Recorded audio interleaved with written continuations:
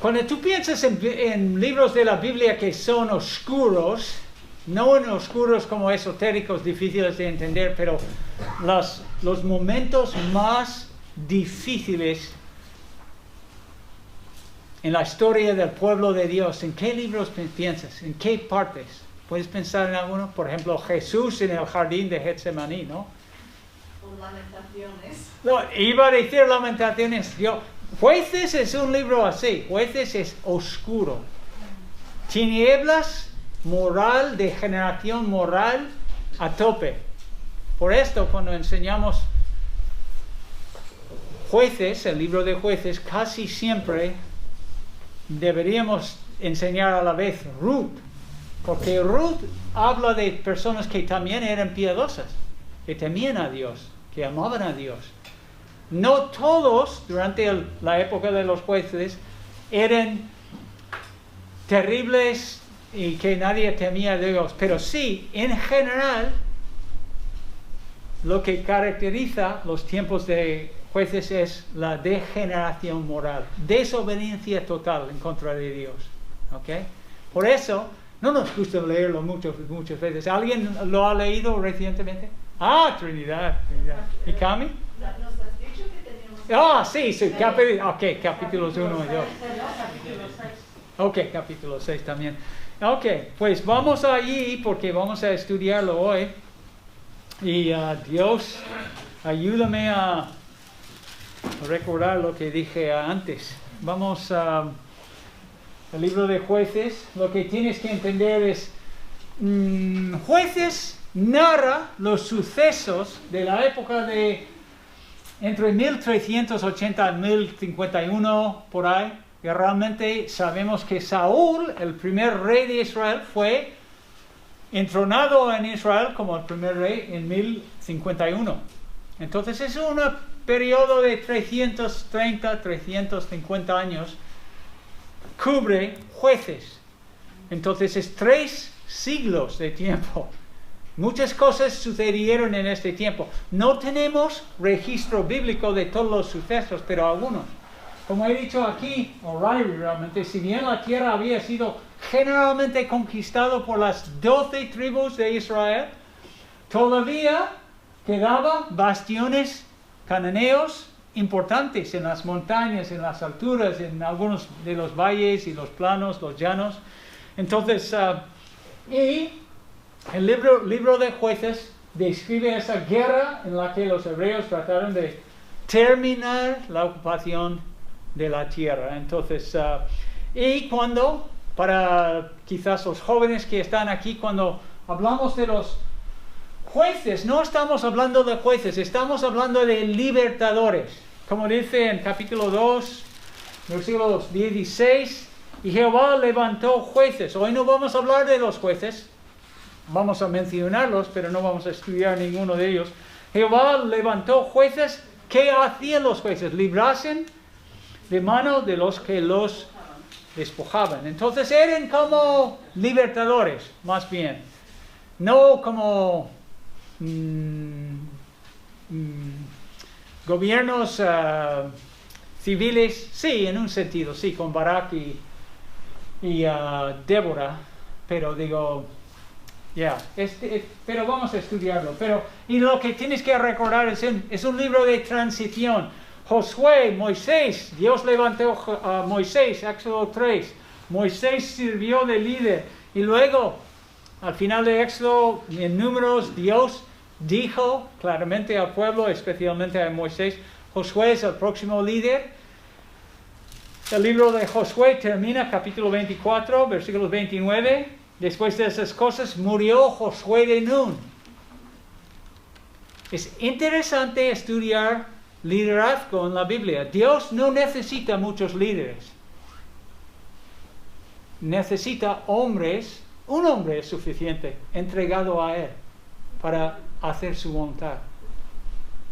Esto es cómo funciona. No necesita muchos como los consejos y todo eso. No.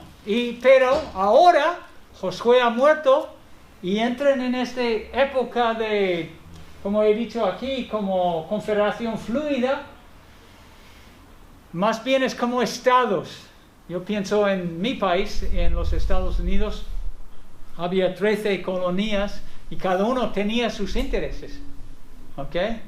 Y aún todavía en los Estados Unidos es que hay algún estado que quiere ser como mi estado. No quiero que pinten los de Nueva York en nuestras vidas, no, para nada. ¿Ok? Más independientes, había roces y todo eso. En esta parte de la historia sí, hay muchos roces. Entonces, y lo que tienes que recordar, los jueces cubre un periodo de 407 años, como aquí veis abajo, años totales de opresores y libertadores, pero realmente solamente pasó como 330, 350 años, porque ellos coetáneamente ejercían de juez, ¿ok? Y por ejemplo, tiene Sansón aquí con los filisteos, y quizás otro, Jefté, estaba en otra parte de Israel, y él ejercía de juez.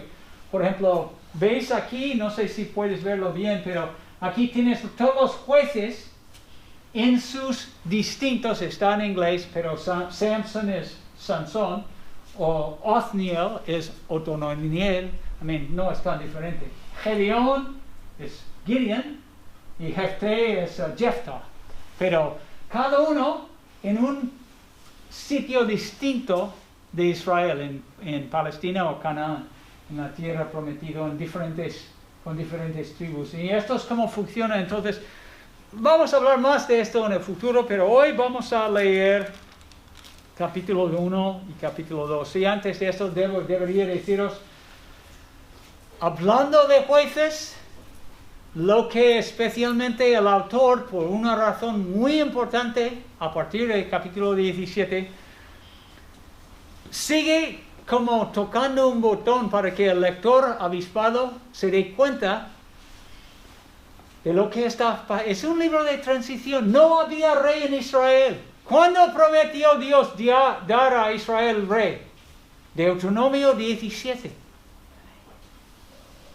Hace muchos, cientos de años antes, Dios había dicho, sí, voy a daros rey. Pero va a ser el rey que yo decido, yo elijo. Y efectivamente lo hizo con Saúl. Pero está repetido en estos versículos, capítulo 17, 18, 19. En esos días no había rey en Israel. ¿Y qué era el resultado de esto? Cada persona, cada uno hacía lo que le parecía bien en sus ojos. Si quería tener 6 esposas, tenía 6 esposas. Si quería robar el huerto de su vecino, lo hacía. Entonces, por eso, Jueces refleja un tiempo de degeneración moral. Por eso no nos gusta leerlo mucho, pero está allí en la Biblia. Y esto es la pregunta importante para nosotros. ¿Por qué lo dejó Dios allí? Seguramente habrá algún hermano, quizás en nuestra iglesia, quizás en otro, que me dirá, no me gusta esto. Bueno, la razón, yo he preguntado aquí, ¿por qué incluyó Dios el libro de Jueces en su Biblia, en su palabra? ¿Por qué no se ignoró este tramo de la historia? ¿Por qué? Porque realmente, si vas estudiando estos capítulos, lo que veis es que está hablando de nosotros. ¿Ok? No eran tan diferentes que nosotros con nuestras luchas. Y yo creo que vamos a intentar hoy, vamos a hablar de 4 cosas. Vamos a hablar de la guerra espiritual, el arrepentimiento verdadero, la importancia de tener un testimonio personal, de transmitir los valores a la siguiente generación y el temor del Señor. Y vamos a hacerlo así. Hay 4 jueces mencionados en Hebreos 11:32. Podemos hablar de eso otro día. Allí está el bosquejo aquí. La existencia de una guerra civil, porque en aquellos días, de una guerra espiritual, porque en aquellos días, ¿quién era el rey de Israel? No había rey. ¿Quién era el rey? Dios. Dios era su rey.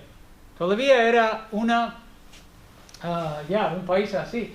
Dios, número 2, Dios confronta a las tribus de Israel por su desobediencia y tenemos el relato de Boiquín, de George, muchas lágrimas, ¿no? Y luego vemos en capítulo 2, versículos 6 al 10, no transmitieron, no comunicaron su fe a sus hijos, no hablaban de ser salvos, no hablaban de las grandes obras de Dios. ¿Y qué sucedió?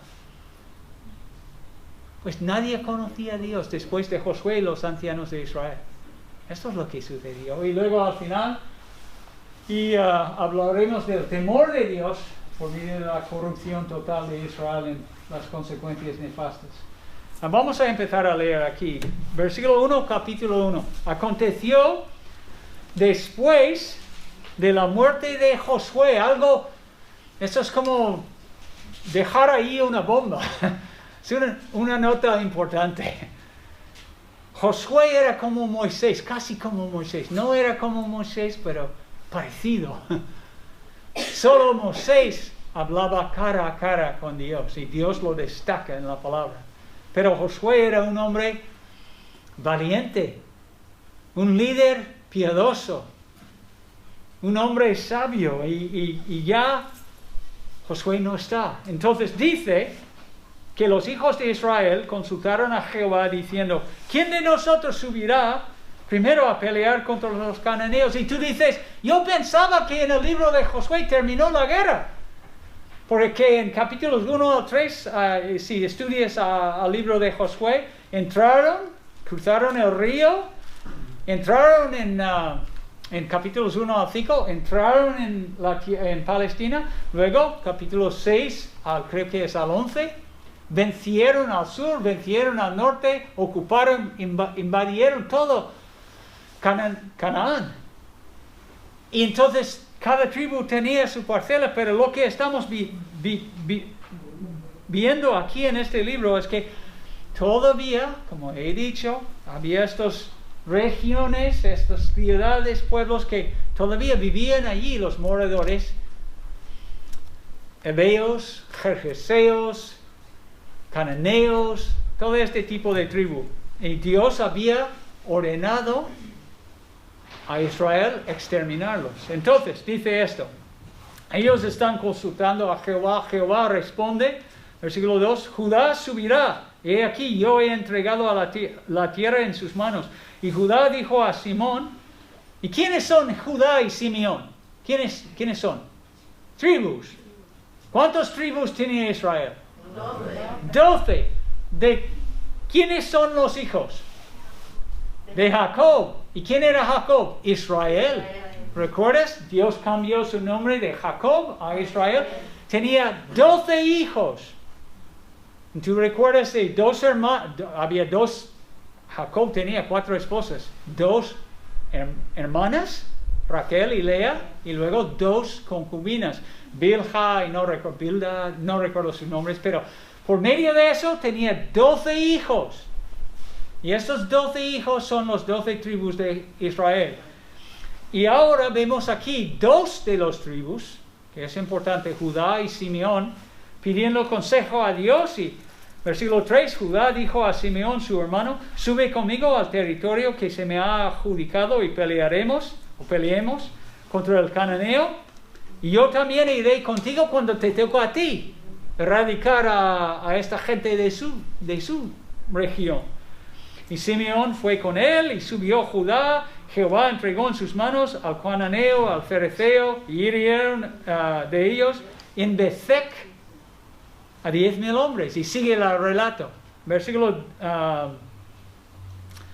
8. Y combatieron los hijos de Judá a Jerusalén y la tomaron y pasaron sus habitantes. Y sigue el relato, venciendo, quitando, echando fuera, arrojando a los moradores, los cananeos, todos estas gentes fuera de allí. ¿Ok? Guerras bélicas. ¿Por qué ordenó Dios esto?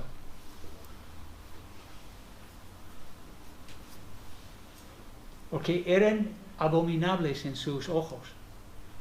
en Génesis, capítulo 15, versículo 13, dice esto. Dios sí presta atención a nuestras vidas. Génesis 15, a partir del versículo 13 dice esto. Entonces Jehová o el Señor dijo a Abraham, ten por cierto que tú todavía Israel ni están en Egipto. Y dice esto, ten por cierto, Abraham, que tu descendencia morará en la tierra ajena y será esclava allí, ¿en dónde? Egipto, y será oprimido 400 años, mas también la nación a la cual servirán, Egipto, juzgaré yo, y después de esto saldrán la gran riqueza. Es una referencia a las plagas de Egipto, ¿ok? Versículo 15, y tú vendrás a tus padres en paz, y serás sepultado en buena vejez. Y versículo 16, y en la cuarta generación, 300 años de ahora, volverá acá, porque aún no ha llegado a su colmo la maldad del amorreo hasta aquí. Dios dándole a Abraham a entender que algún día yo voy a juzgar Canaán, voy a arrasarles, voy a exterminarles. En este caso, Dios decidió usar un instrumento humano. Muchas veces no lo hace. ¿Quién está leyendo ahora Números? Ok, alguien está leyendo la lectura de la Biblia en un año. En Números acabamos de leer de Coat y su familia. ¿Qué hizo la tierra? Se abrió la tierra y les tragó a todos ellos. Ok, Dios muchas veces juzga así.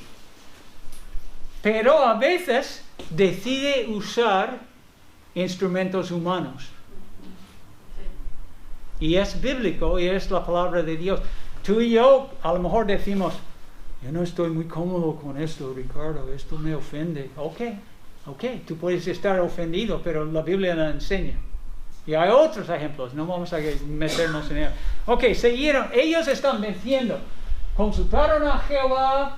Y realmente versículos 1 al 20 hablan del éxito contundente de Judá y Simeón. Todo iba viento en popa, digamos, para ellos. Dios entregó a los enemigos a ellos y los arrojaron de sus sitios. Pero cuando llegamos al versículo 21, vemos un cambio realmente antes de esto. Versículo 21, no lo arrojaron los hijos de Benjamín, mas al Jebuseo que habitaba en Jerusalén, porque Jerusalén antes era Jebus, no lo arrojaron de allí los hijos de Benjamín, no eran capaces de echarles de allí.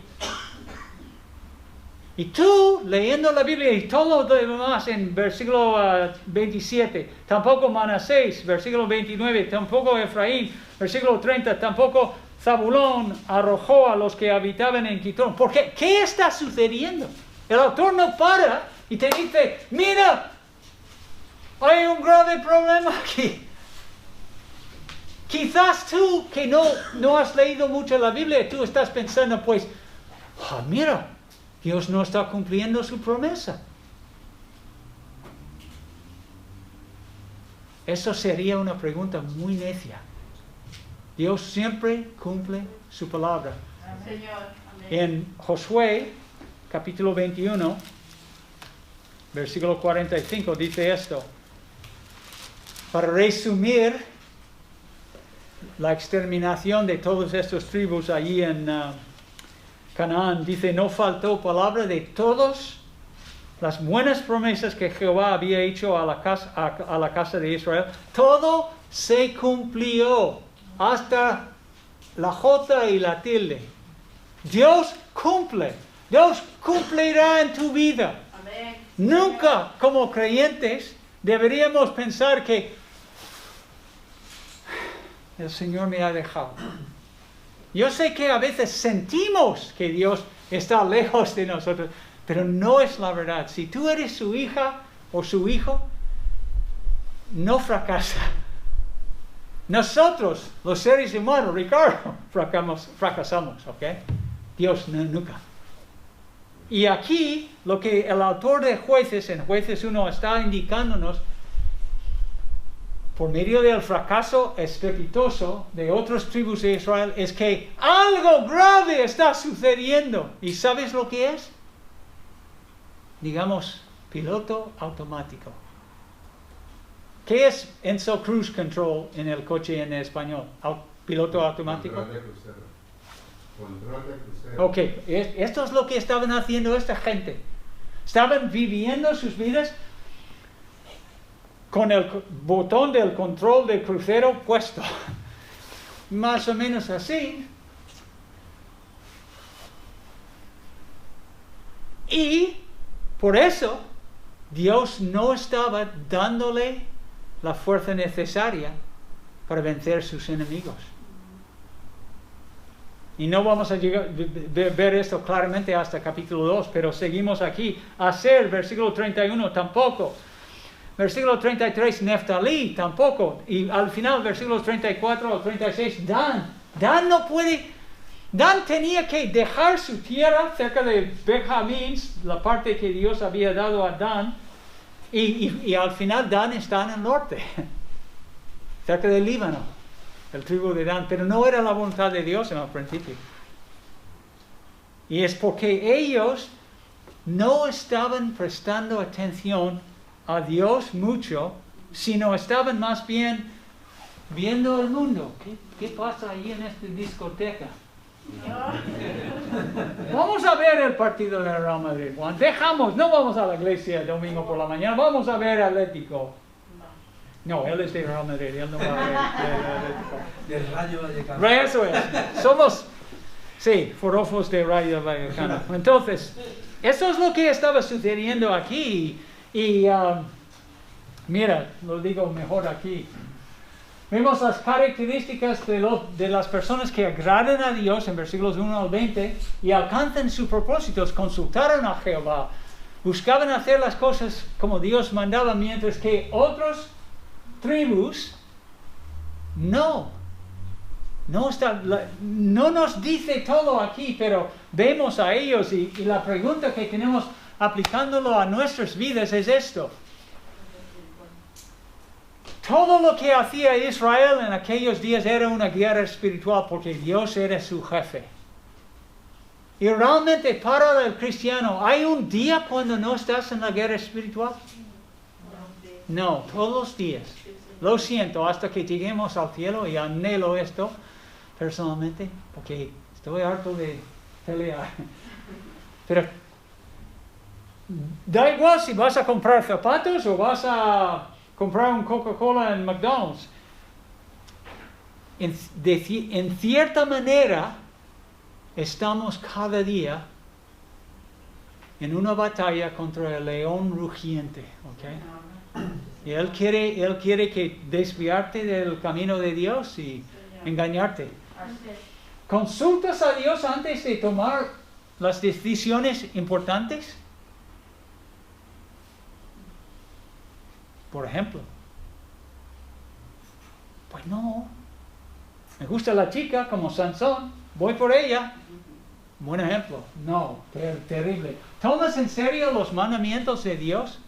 Acaba de leer en capítulo 15 de Números este pasaje tan importante que estamos leyendo ahora. Dice aquí en versículos 37 a 41 de Números, Dios mandó a Israel, quizás tú recuerdas de eso de leer, en la franja de sus túnicas tenían que poner un cordón azul. Y tú, como que coses mucho, Yelitza, no era cualquier decoración o adorno. Dios dice claramente allí en este pasaje en Números 15, era para recordarles a todos los israelitas la importancia de obedecer los mandamientos de Dios, como dice aquí, para que os acordéis y hagáis todos mis mandamientos y seáis santos a vuestro Dios. Entonces, teóricamente, los israelitas andando por la calle que tenía este tour, todos sabían, mandamientos de Dios, debo obedecer a Dios. Y luego más adelante en la historia judía ponían phylacteries. Tenían una cosa que ponían, y todavía si ves a un judío ortodoxo ahí en Nueva York, porque hay 8 millones de ellos, tienen una cosa aquí como, y allí tienen una escritura aquí. Okay, y tienen otra cosa aquí en su brazo también. Y todo esto es porque toman en serio los mandamientos de Dios, no pasan de Dios. Podemos criticarles por otras cosas porque no creen en el Mesías, Jesús, pero toman en serio los mandamientos de Dios. Y esto es lo que Dios quiere. Es que tú y yo, en vez de vivir en piloto automático o control de crucero, pues estamos espabilados. Y vivimos para el Señor. ¿Intentas hacer las cosas conforme a la voluntad de Dios o, me da igual? ¿Insistes en poner en práctica lo que el Señor te ha mandado, que tú sabes que deberías hacer? ¿Prestas atención a los líderes espirituales que Dios ha puesto en tu camino? Por ejemplo, aquí en Jueces 1 no hemos leído sobre él, pero menciona a partir del versículo 11 por ahí, Caleb. Caleb era un líder espiritual y valiente. Con 80 años, o 85, no recuerdo ahora, venció a los anaceos en las alturas, en las montañas. ¿Por qué era tan fuerte? No, porque confiaba en Dios. Y gente dentro de Judá como Caleb y Josué influenciaban o ejercían una influencia importante sobre la dirección de Judá. Si Dios ha puesto gente en tu vida que te aconsejan hacer lo correcto, hazlo. No seas rebelde como un burro o como un caballo que no quiere seguir las riendas. Seguimos. Capítulo 2, versículos 1 al 5. El ángel de Jehová subió de Gilgal a Boiquim y dijo, yo saqué. Ahora es tiempo de lo que el hombre siembra, cosechará. Y ahora es el tiempo de juicio. Y Dios dice, yo os saqué de Egipto. Redención. Rescate. Costó Dios algo, No hablamos de esto ahora, pero no era gratuito. Todas las plagas y todos los egipcios que perdieron, esto dolió el corazón de Dios. Pero redimió su gente, su pueblo, por las vidas de otros. Y él dice, yo os saqué de Egipto.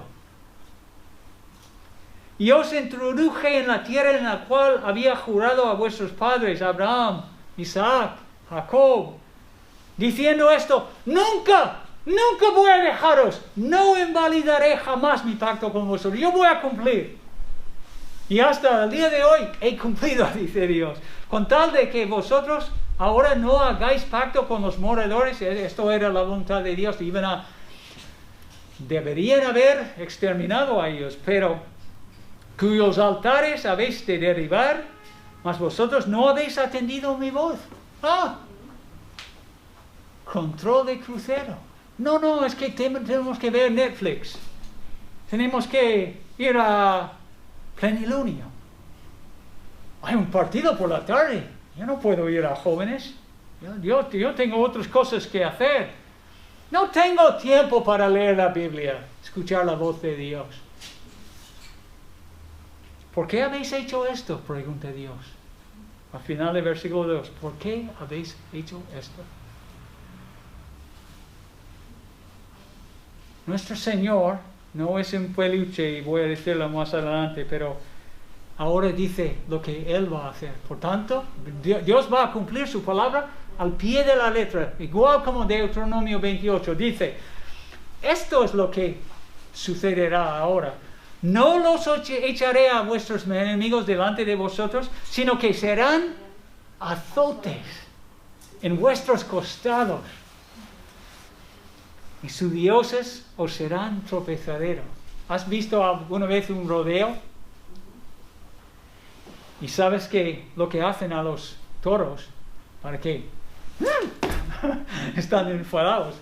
Es que ponen cosas aquí, en esta parte, y les duele.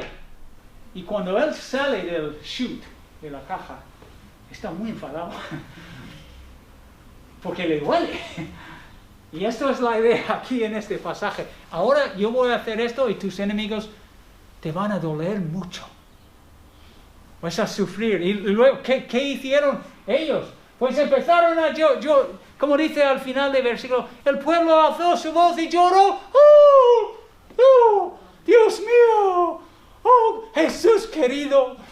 Todo esto. ¿Esto impresiona a Dios? ¿Palabras y lágrimas siempre? No estoy diciendo que lágrimas y palabras son siempre pecaminosos, pero en este caso, mira el versículo 10. Toda aquella generación también fue reunida a sus padres, hablando de Josué y los ancianos de Israel, y se levantó después de ellos otra generación que no conocía a Jehová, no conocían al Señor, ni la obra que Él había hecho por Israel. ¿Y qué hacen en el versículo 11? Después los hijos de Israel hicieron lo malo ante los ojos de Jehová. Y lo dejaron. Y sirvieron a los Baales y a todo esto. Y no voy a entrar en eso, pero es perversión moral. Terrible. Baal. ¿Ok? Quizás hablaremos de eso. Pero ni las muchas, cuando hablamos de esto, lo que estamos viendo sin que el autor para y explique todo, es que no se arrepintieron verdaderamente. Alzaron su voz, lágrimas, ¡oh! Pero realmente el pueblo estaba mucho más preocupado de las consecuencias que de la santidad y la gloria de Dios. Yo creo que para la mayoría de ellos les daba un pepino la gloria de Dios y la santidad de Dios y el propósitos de Dios. Entonces, simplemente estaban pensando en ellos. En realidad ellos simplemente querían evitar las consecuencias, como Ricardo a veces, como tú también.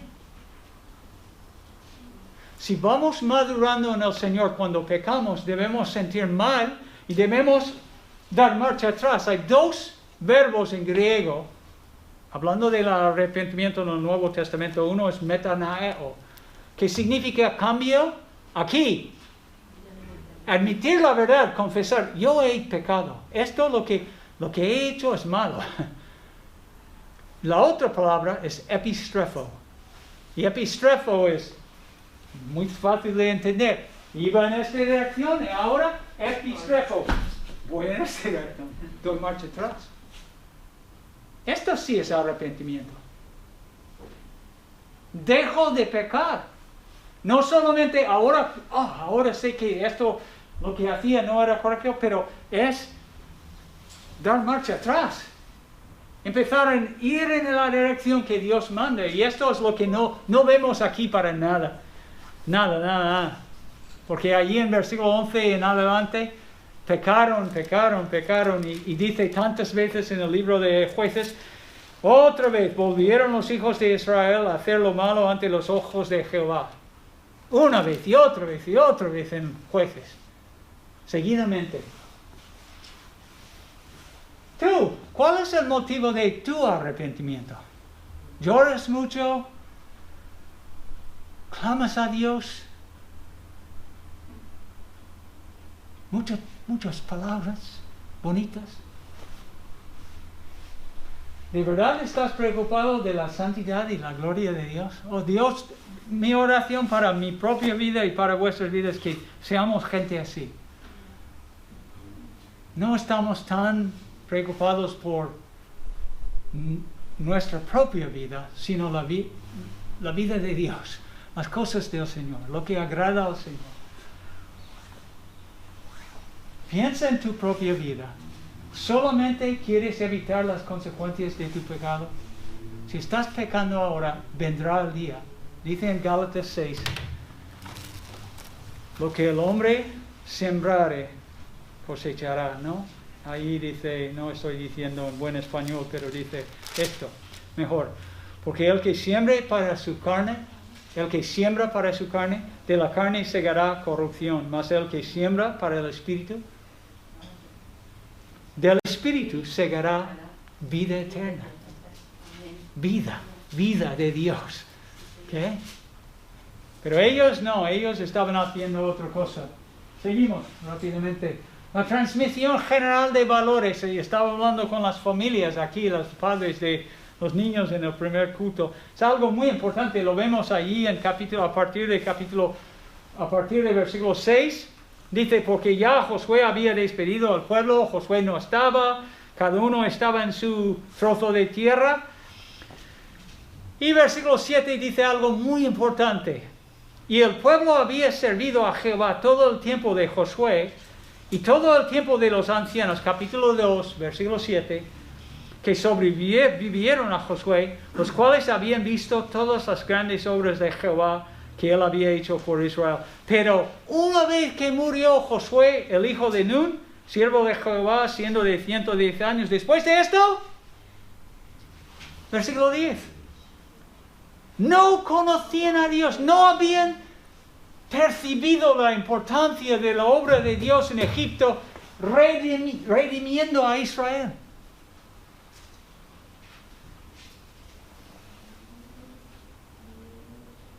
Es terrible. Y decía a los padres hoy, por la gracia de Dios y por la ayuda de Dios, es nuestra responsabilidad enseñar a nuestros hijos. Ricardo puede intentarlo, Miguel Ángel puede hacerlo mejor, me da igual. Y enseñamos a los chicos, Cami, Cindy, Rebecca, etcétera, todo, Yelitza, en la clase. Pero no hay mejor maestro para tus hijos que tú. Sí, Señor, los padres. Porque Dios ha hecho familias. No hay mejor persona que tú para enseñar a tus hijos en tu vida. Y tampoco tienes que ser predicador y dar discursos de hora y media. No se trata de eso. Se trata de vivir para el Señor, honrar al Señor, levantar a Él, mostrar a tus hijos quién es Dios y por qué le amo, y etc. Eso. No tienes que ser gran mensajero, no. Mejor que hablas tú de tu experiencia, de tu salvación personal con tus hijos, o no conoces al Señor. Háblales de cómo Dios te salvó. Y lo haces, por favor, hazlo honestamente.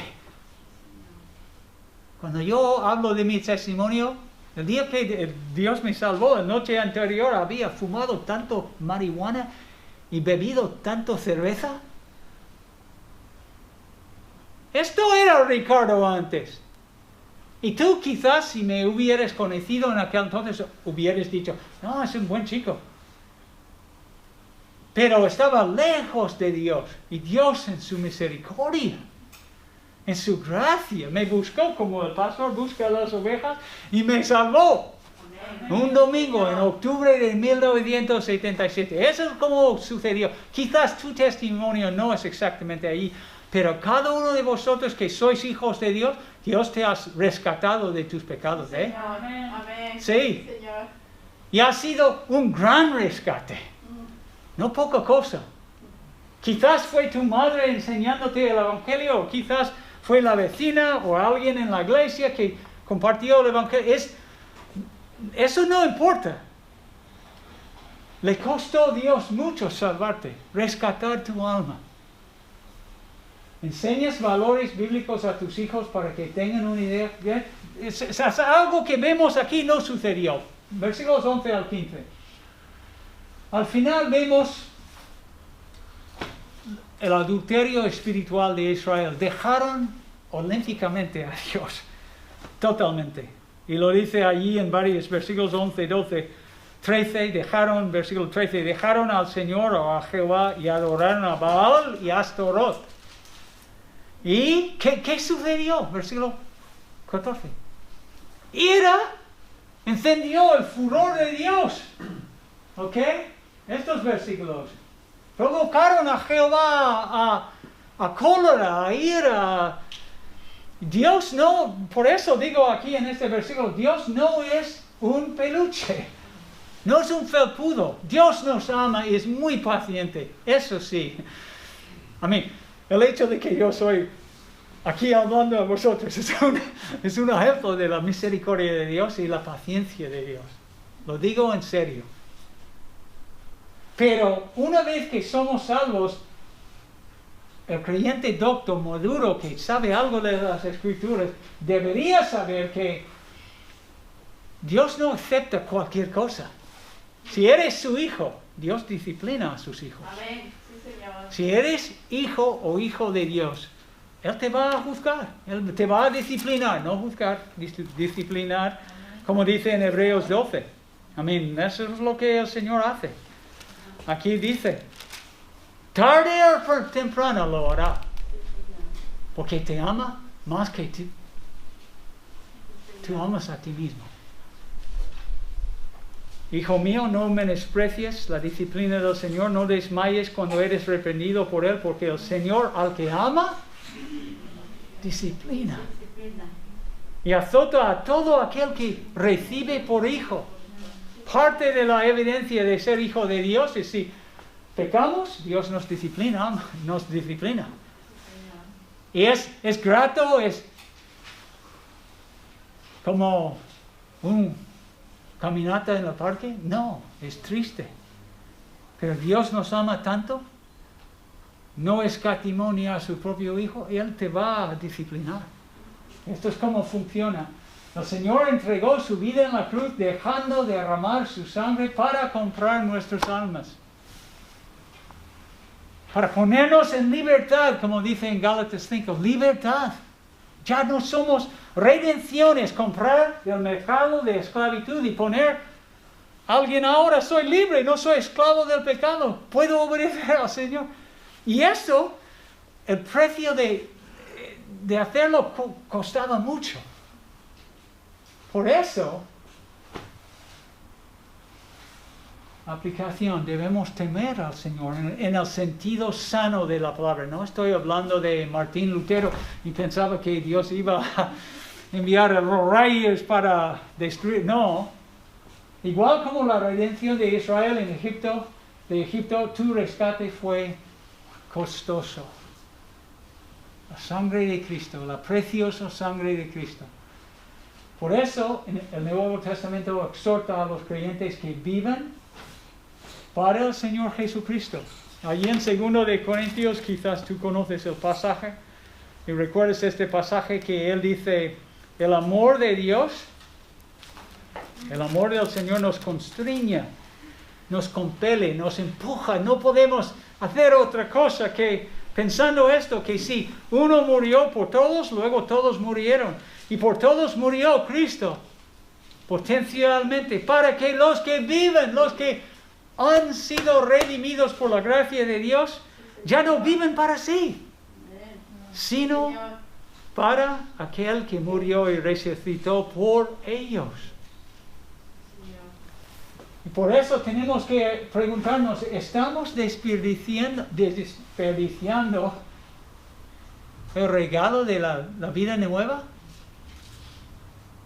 Mira, todas las epístolas del Nuevo Testamento siempre llegan a esta pregunta. ¿Estamos viviendo, dejando que el Espíritu nos guíe y estamos glorificando a Dios por nuestra manera de hablar, nuestra manera de andar, nuestra manera de todo? ¿O estamos desperdiciando, malgastando el regalo de la salvación? ¿Qué estamos viviendo? Y yo me preguntaba, pensando en todo esto, el otro día, a mi propia vida. Si puedo encontrarlo, porque lo tengo aquí. Aquí. Me preguntaba, y pregunto a vosotros ahora, ¿por qué no somos más parecidos a Jesucristo que el año pasado? ¿Por qué mi amor no es brilla más. La santidad, la paciencia con mis seres queridos. ¿Por qué todavía no soy capaz de vencer los deseos de la carne? Todos tenemos luchas, todos luchamos con nuestros deseos carnales. ¿Y por qué no somos más espirituales? ¿Por qué yo no soy más espiritual? ¿Por qué? Es bueno preguntarnos. Porque realmente todos estos libros que vamos a leer, y no vamos a leer todos Jueces, no vamos a estudiar. No, yo creo que 4 o 5 mensajes hablando de algunos jueces y otros no. Todo esto realmente habla de nosotros. Cuando Jesús decía a sus discípulos, ¿cómo muchas veces Él caracterizaba a ellos llamándoles ¿qué? Hombres de poca fe. ¿Amaba Jesús a sus discípulos? Sí. ¡Wow! Muchísimo. Sí. Juan 13, versículo 1, Él amó a ellos hasta el fin. Sí, amaba y te ama a ti mucho. No puedo enfatizar esto, pero Él reconoce que tenemos un problema. Somos inmaduros y tenemos que crecer. Y todo el Nuevo Testamento habla de eso. Y aquí en Jueces, no tan explícitamente, pero sí está hablando del mismo tema. Ellos no eran tan diferentes que nosotros. Somos propensos de ir al mundo. Prefiero ver a Netflix que ir a la reunión de oración. La película está muy bien. Basura en los ojos de Dios. Si fuese yo o tú, me da igual. Hermanos, quiero animaros, empezando 2021, que Dios nos ayude a vivir para su gloria y sus propósitos. Y use cada uno de nosotros, yo sé, para su gloria. Yo sé que lo está haciendo con algunos de vosotros. Estáis entregados a Él. Y también soy consciente de que otros tienen que dejar pecado, tienen que crecer en el Señor y tienen que obedecerle. Esto es la vida aquí en el mundo caído. Ojalá que todos estuviéramos en el cielo y no tuviéramos que hacer la guerra espiritual. Pero parte de esto es temer al Señor. Proverbios 1:9. El principio de la sabiduría es respetar tanto a Dios que no podemos hacer otra cosa que obedecerle y amarle. Oremos. Padre Celestial, te damos gracias, Señor, por tu palabra. Gracias por tu paciencia y misericordia en nuestras vidas, Señor.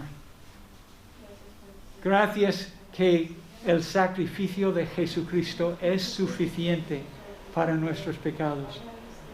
Ayúdanos, Señor, a entender bien lo que he dicho hoy.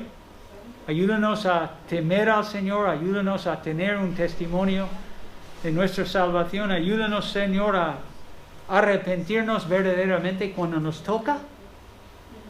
Y ayúdanos, recuérdanos cada día, Señor, que estamos en una guerra espiritual y nunca es el momento para poner nuestro vehículo, nuestra vida en piloto automático. Ayúdanos a no empujar el botón de control de crucero, Señor. Ayúdanos a no hacerlo. Refréscanos por tu Espíritu y por tu palabra para tu gloria. Te lo pido en el nombre de Cristo. Amén.